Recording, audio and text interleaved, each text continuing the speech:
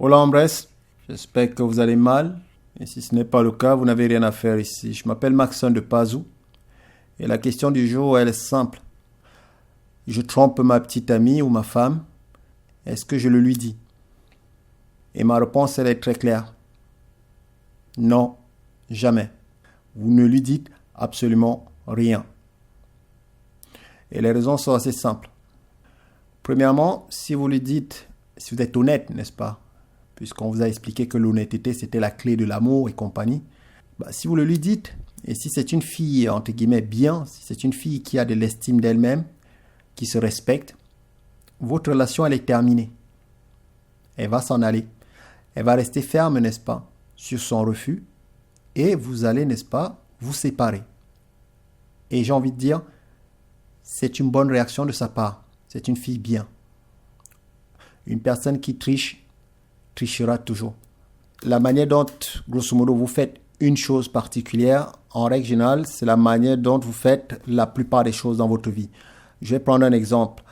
Si vous avez l'habitude, n'est-ce pas, chaque fois que vous devez présenter un devoir de maison, n'est-ce pas, à votre professeur, vous avez l'habitude de travailler en avance, d'être méticuleux, de soigner tout simplement, n'est-ce pas, vos épreuves, en fait, vos feuilles, et de remettre en fait votre devoir 2 jours à l'avance, n'est-ce pas, au professeur. En règle générale, n'est-ce pas, vous aurez, n'est-ce pas, ce type d'attitude de méticulosité avec tout ce que vous allez faire dans votre vie. Vous aurez la même discipline. Et donc, la manière dont vous vous comportez dans un domaine de votre vie est un reflet à peu près fidèle de votre comportement dans d'autres domaines. Si vous êtes quelqu'un de bordélique dans votre maison, il y a de fortes chances que vous soyez bordélique dans votre travail. La corrélation elle est assez évidente. Vous savez, on n'a qu'un seul cerveau, on a des habitudes qui sont ancrées, n'est-ce pas, depuis notre enfance, et il y a très peu de personnes qui changent. En réalité, ce qu'on change très peu. Et donc, si vous avez des personnes, par exemple, je ne dis pas qui ont des TOC, mais pratiquement des personnes, voilà, qui ont ces habitudes qui sont ancrées en elles, n'est-ce pas, depuis leur enfance, c'est difficile, n'est-ce pas, à s'en séparer. Et donc, forcément, n'est-ce pas, on se comporte toujours de la même manière. Tout ça pour dire quoi? Tout ça pour dire qu'une personne qui a triché aujourd'hui, une personne qui vous a trompé aujourd'hui, va vous tromper demain, va vous tromper après-demain, va vous tromper dans 50 ans, peu importe, cette personne vous trompera toujours. Elle a toujours été dans ce type d'attitude. On change très très peu. Il y a même certaines personnes qui pensent qu'on ne change pas. Après ça, c'est un autre débat. Et donc, une personne justement qui a de l'estime d'elle-même saura immédiatement qu'elle m'a trompé aujourd'hui. Si demain elle a l'opportunité, elle fera exactement la même chose. Simplement, elle sera beaucoup plus avertie et je n'en serai pas informé. Donc, je vais me mettre à risque et je ne veux pas prendre, n'est-ce pas, de risque avec ce genre de personne parce que je sais, n'est-ce pas, que 9 fois sur 10, elle fera, n'est-ce pas, la même chose et je vais me retrouver, n'est-ce pas, confronté à la même situation. Je ne sais pas quel est l'adage, mais je pense que c'est un truc du genre, la folie, c'est le fait de faire la même chose et de s'attendre à un résultat différent. Elle est folle, votre petite amie, si elle vous reprenait, si elle vous donnait une deuxième chance. Parce qu'elle va finir par vous donner une troisième chance, puis une quatrième chance, puis une cinquième chance, puis une xème chance. Voilà comment ça marche. Et donc, cette personne qui a de l'estime d'elle-même, cette personne qui se respecte assez, va fermer la porte sur cette relation et va s'en aller. Donc, il est absolument stupide pour vous, n'est-ce pas, si vous trompez une personne, d'aller lui dire « je t'ai trompé ». Si elle a de l'estime d'elle-même, elle s'en ira. Et par définition, vous ne voulez pas qu'elle s'en aille. Donc, vous n'avez pas intérêt à le lui dire. La deuxième situation, vous la trompez, vous lui dites « je t'ai trompé ». Bon, on passe un peu par les simagrées, les pleurs et compagnie, peu importe autant que ça met, grosso modo. Et elle finit par vous accepter. Elle finit par vous pardonner, n'est-ce pas? Je te pardonne ton erreur, ce n'était qu'une erreur.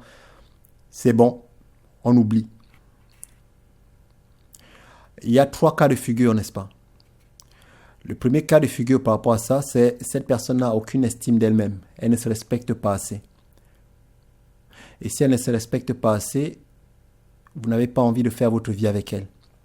Parce que cette personne sera un poids pour vous. Vous aurez du ressentiment pour cette personne. Je vais prendre un exemple qui est un peu analogue. J'espère que ça va vous permettre de le comprendre. Grosso modo, c'est l'histoire du père et de la mère. Lorsque le père prend une décision dans un foyer, les enfants savent que la décision, entre guillemets, elle est irrévocable. Le papa, il ne va pas céder. Donc les enfants savent que même s'ils essaient de le manipuler avec des pleurs, avec des bouderies, avec je ne sais pas quoi, des cris, peu importe, le père ne va pas céder. Le père, c'est le cadre, n'est-ce pas? Le père, ce sont les rails, ce sont les limites. Et donc le père ne cédera pas. Et les enfants, peut-être au début, n'est-ce pas, auront quelques ressentiments envers le père, mais quoi qu'il en soit, ils respecteront la parole du père parce qu'ils sauront une chose, c'est la parole du père, elle est ferme, elle est fiable. Il ne transigera pas. Une fois qu'il a dit non, eh ben c'est non. Par contre, la parole de la mère sera beaucoup plus malléable. Elle est beaucoup plus facilement manipulable. Et donc, ils savent qu'avec maman, il suffit qu'il boude un peu, il suffit qu'il chouine un tout petit peu, il suffit qu'il fasse, qu'il se taise pendant 3 heures et la mère, n'est-ce pas, va se mettre à remettre en cause, n'est-ce pas, toutes ses décisions et elle va finir par céder. Ça ne veut pas dire que les enfants n'aiment pas leur mère, ça veut simplement dire que les enfants savent que leur mère n'ont pas une parole ferme. Donc, ils savent qu'ils peuvent composer avec la parole de la mère. Ils savent que la parole de la mère, entre guillemets, n'est pas si valable que ça. En tout cas, elle est beaucoup moins valable que la parole de leur père. Elle est beaucoup moins inestimable que la parole de leur père. Vous transportez ça 20 ans, 30 ans plus tard dans votre vie d'adulte et vous comprenez pourquoi lorsqu'une femme vient en face de vous et vous lui dites « je t'ai trompé » et elle fait ses simagrées, ensuite elle cède et elle vous dit « je vous excuse », elle n'est pas fiable instinctivement. Et parfois même vous allez finir par avoir du mépris pour elle. Vous allez finir par exemple par la sous-estimer, à la mésestimer. Parce que vous savez que sa parole, n'est-ce pas, ne tient pas. Vous savez qu'elle a un prix. Elle a une manipulation de céder. Et donc demain, vous allez tricher beaucoup plus confortablement, sachant que grosso modo, elle n'en vaut pas la peine. Elle va céder.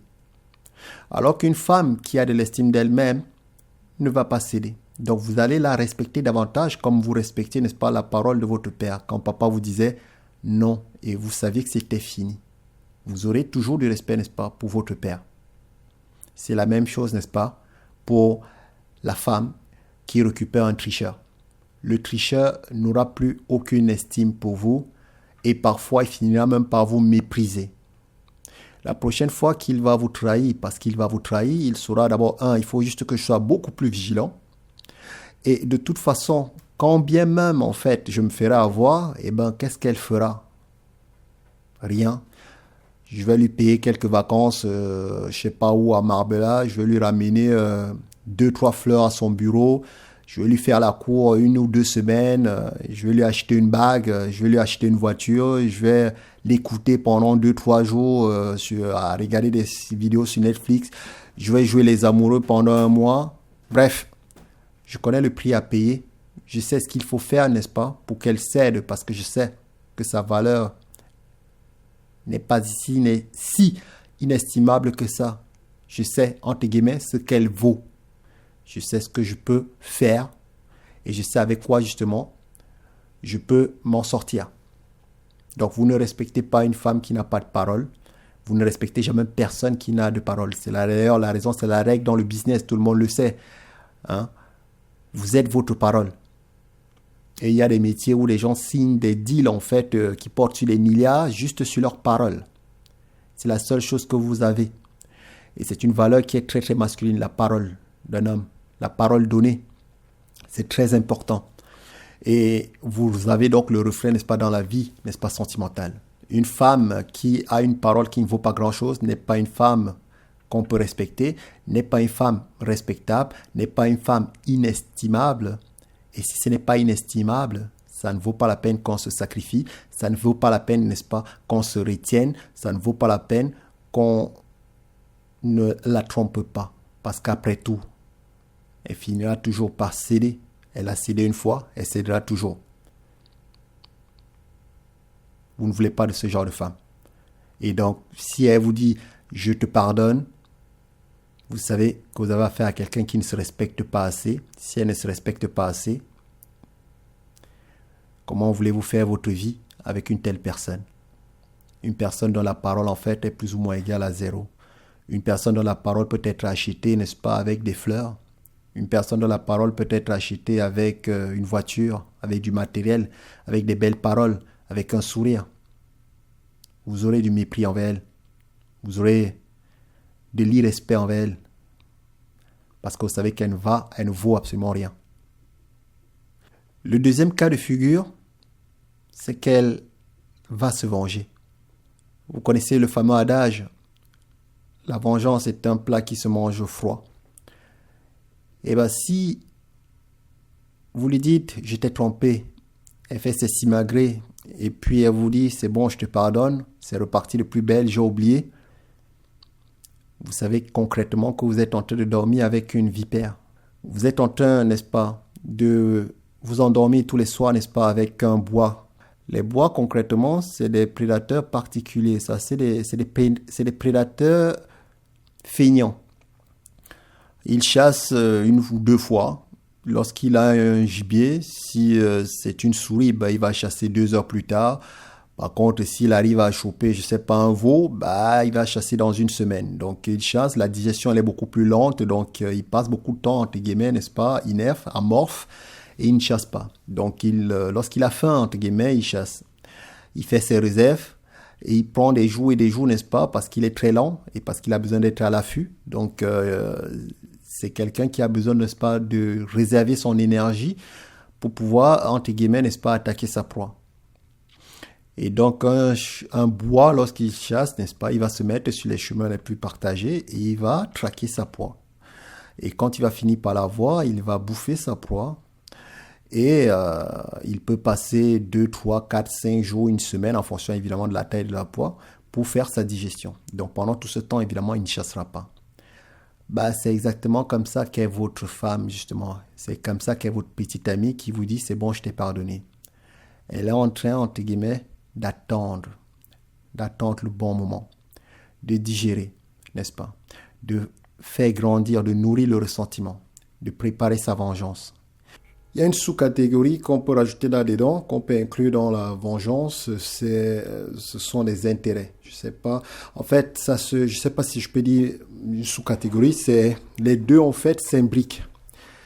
Les deux s'imbriquent, ce sont les intérêts. Si vous dites à une femme que vous l'avez trompée et elle reste, bah, ça veut dire qu'elle a un intérêt à rester. Ça peut être un intérêt financier ou statutaire, quoi qu'il en soit, elle a un intérêt particulier, n'est-ce pas, à rester avec vous. Mais le jour où il n'y aura plus d'intérêt à rester avec vous, évidemment, elle vous le fera payer. C'est la raison pour laquelle je dis intérêt et vengeance, les uns, voilà, c'est assez complémentaire. Donc, vous pouvez dire vengeance ou intérêt, je ne sais pas lequel vient avant l'autre, mais en tout cas, une personne qui reste avec vous alors que vous lui faites une telle crasse, en veut probablement, n'est-ce pas, à votre argent ou à votre statut si vous avez les moyens, si vous êtes quelqu'un, entre guillemets, elle vous le fera payer à un moment ou à un autre lorsque l'occasion se présentera. Donc, gardez ça à l'esprit. Je vais vous prendre un exemple assez basique. Le cas, n'est-ce pas, de Weinstein. Weinstein, concrètement, il a une femme qu'il a laissé tomber dès l'annonce quasiment, n'est-ce pas, de ses problèmes avec la justice, de ses problèmes de viol avec la justice. Elle est partie, n'est-ce pas, à la première alerte, au moment où c'était le plus chaud, au moment où il avait le plus besoin d'elle. Elle est partie. Mais cette femme, en fait, comprend, si vous regardez bien les choses, vous comprenez en fait que cette femme, elle savait que Weinstein la trompait, elle connaissait les activités de son mari, elle savait que son mari était volage, elle savait à quelle bête elle avait affaire. Mais quand il était en puissance, il la contrôlait sans doute avec des cadeaux, avec la belle vie, les belles voitures, les beaux vêtements. Okay? Mais elle avait du ressentiment envers lui. Pourquoi? Parce que il ne la respectait pas. Elle était un faire-valoir, elle était un sac à main, elle était un article qu'on affiche, n'est-ce pas, devant le public pour montrer qu'on a réussi. Et cette femme a eu du ressentiment, mais elle n'est pas partie parce que, voilà, elle a préparé sa vengeance et elle savait qu'à un moment ou un autre, n'est-ce pas, il allait plonger. Donc elle a attendu le bon moment et elle a mis en action, évidemment, sa vengeance. Et le jour où il est tombé, elle a pris les gosses, elle a appelé un avocat, elle a dit, je lui prends tout. Mais je vous garantis que cette femme savait et connaissait toutes les femmes, n'est-ce pas, toutes les actrices avec lesquelles, n'est-ce pas, Weinstein fricotait. Mais elle a attendu. Et sans doute qu'elle a dû le choper une ou deux fois et Weinstein, il a dû lui acheter une bague, un truc, il a dû, entre guillemets, n'est-ce pas, marchander avec elle. Et ensuite, elle est restée. Il s'est peut-être dit, putain, qu'est-ce que je suis fort, qu'est-ce que je suis bon. Elle est restée, tu vois. J'arrive à la convaincre, justement, que je suis le meilleur. Peut-être qu'elle reste aussi pour qui je suis. Mais quoi qu'il en soit, je suis dominant, elle ferme sa gueule parce que je suis en contrôle. Elle n'a pas le choix. C'est faux. Il a nourri un bois. Il a dormi avec un bois pendant des années. Et lorsqu'elle a eu l'occasion de frapper, elle a terrassé. Vous ne voulez pas de ça. Si vous trompez votre petite amie et vous lui dites c'est bon, je t'ai trompé, et elle vous dit je te pardonne, elle va probablement se venger de vous. Elle va vous atteindre. Elle ne va pas vous atteindre au moment où vous serez le plus haut. Non, non. Elle va vous atteindre quand vous serez au plus bas. Regardez les vieux. Je sais qu'il y a des gens qui adorent les couples de vieux. Regardez toujours les couples de vieux. Vous verrez qu'en règle générale, le mec, il est derrière. Il marche derrière la mémé. Et la mémé le traite quasiment comme un enfant. C'est la mémé qui gère sa vie. C'est la mémé qui le dirige. Tu vois. Il est un peu comme un bébé, pour le coup. Et c'est sa femme, n'est-ce pas, qui gère tout. C'est elle qui gère même le portefeuille. Elle prend tout en main. Lorsqu'il était dans la force de l'âge, en fait, c'est lui qui gérait la maison. Et maintenant qu'il est vieux, maintenant qu'il est fatigué, hein, maintenant qu'il a besoin de quelqu'un, bah, c'est elle qui, n'est-ce pas, prend le relais. Bah, imaginez-vous, n'est-ce pas, qu'il doit avoir beaucoup de ces mémés, justement, qui pendant des années ont vu leurs époux les tromper et elles ont fermé la gueule. Elles ont joué les bois constricteurs. Elles ont fermé la gueule et elles ont attendu, n'est-ce pas, leur moment. Le mec, il a vieilli, il est devenu plus faible, il a besoin de ses médicaments, il a besoin d'une personne pour l'aider dans tout ce qu'il fait dans la journée. Et c'est là où justement elle se révèle et c'est là où elle prend le contrôle. Et vous pouvez très très rapidement, n'est-ce pas, deviner qui a le contrôle, n'est-ce pas, de ce couple. Il y en a très peu, n'est-ce pas, dans les vieux que vous regardez qui sont heureux. C'est très rare. Il y en a un qui est foncièrement dominateur et, à mon humble avis, 8 fois sur 10, c'est la femme. Et le mec, il n'a plus son mot à dire. Et si vous fouillez bien, vous vous rendez compte qu'avant, le mec, il était vibrant. Sa femme savait que c'était un coureur du jupon, mais qu'est-ce qu'elle a fait? Elle a fermé les yeux. Elle a attendu son moment. Elle est restée. On va utiliser toutes sortes de prétextes. Oui, je suis resté pour les enfants. Non, non, non. Elle prépare sa vengeance. Et elle va vous avoir. Et vous ne voulez pas dormir avec un bois, n'est-ce pas? Donc, si une femme vous dit, je reste, malgré le fait que vous l'avez trompée, et elle vous dit, j'ai tout oublié, non. Elle vous attend au tournant.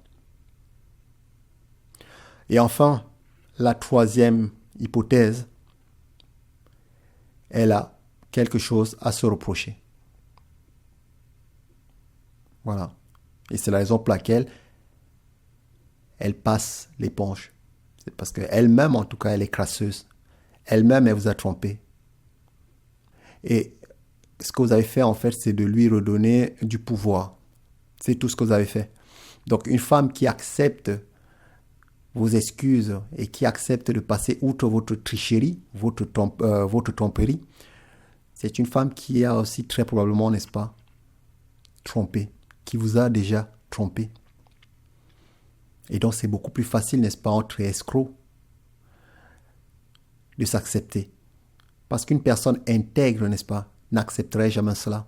C'est d'ailleurs la raison, puisqu'on parle d'escroquerie, c'est d'ailleurs la raison pour laquelle les escrocs, vous le verrez, n'est-ce pas, en règle générale, n'ont aucune espèce de pitié pour leurs pseudo-victimes. Regardez Bernie Madoff lorsqu'il a été chopé. Il avait un rictus, n'est-ce pas, au niveau du visage. Il était toujours quasiment souriant. Limite, il se foutait de la gueule, n'est-ce pas, de ses pseudo-victimes. Et la raison, elle en est très simple. C'est parce que Bernie Madoff savait qu'il avait affaire à des escrocs comme lui. C'est la raison pour laquelle il n'avait aucune gêne, n'est-ce pas, à la leur mettre. Parce qu'il savait que s'ils avaient été à sa place, il lui aurait fait la même chose. Pour vous escroquer, il faut être escroquable. Vous voyez? Bernie Madoff sait que ses clients, en fait, sont des merdes comme lui parce qu'il sait que ses clients sont des gens avares, sont des gens gloutons. Ce sont des gens qui voulaient beaucoup d'argent sans travailler. Ils étaient millionnaires, ils voulaient des millions sur des millions, ils voulaient du 20%, n'est-ce pas, de taux de rendement tous les ans en ne foutant pas grand-chose.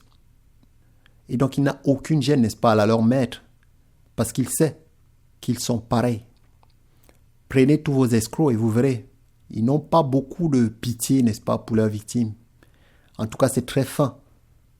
Vous prenez l'escroc français, là, celui qui escroquait les stars à Hollywood, pareil, lorsqu'il s'exprime, vous sentez très bien qu'en fait, il n'en a rien à foutre de ses victimes. Pourquoi? Parce qu'il sait que ses victimes sont comme lui. Ouais. Et comme on est tous des requins, bah, la règle, elle est claire. Si je peux t'abattre, bah, je t'abats. Si tu peux m'abattre, tu m'abats. Donc, personne ne pleure vraiment. Personne ne pleurniche vraiment parce qu'entre nous, on se connaît. Il n'y a pas vraiment de victime entre nous. J'ai juste simplement été plus malin que toi. Mais à la base, si toi aussi tu pouvais me la mettre, tu l'aurais fait. Et donc, une femme qui vous excuse a très probablement aussi fauté. Elle vous a aussi trompé. Donc, cela ne la gêne pas, n'est-ce pas, d'avoir vos excuses. Bien au contraire, là, maintenant, n'est-ce pas, un levier de pouvoir sur vous. À chaque fois qu'il y aura une dispute, elle pourra toujours, n'est-ce pas, vous dominer en vous sortant, n'est-ce pas, à l'arme fatidique. Oui, mais tu m'as trompé. Et quand vous allez fouiller, si ça se révèle plus tard, vous vous rendez compte qu'elle aussi, elle vous a énormément trompé. Et donc, elle acceptera beaucoup plus facilement, n'est-ce pas, vos excuses parce que quelque part, ça l'absout de ses propres péchés, de ses propres fautes. C'est la raison pour laquelle une personne à qui vous dites « je t'ai trompé », qui reste, ne vous veut absolument pas du bien, ça va toujours se terminer mal. Et à chaque fois donc que vous trompez une femme, si vous tenez réellement à elle comme vous le dites, ben ne lui dites rien. Parce que dans tous les cas, vous allez la perdre. En bref, vous avez la réponse donc à votre question. Lorsqu'on trompe une personne, on ne le lui dit jamais. Si vous le lui dites, arrangez-vous pendant que vous le faites, n'est-ce pas? À avoir déjà rangé vos bagages et à être parti. Can't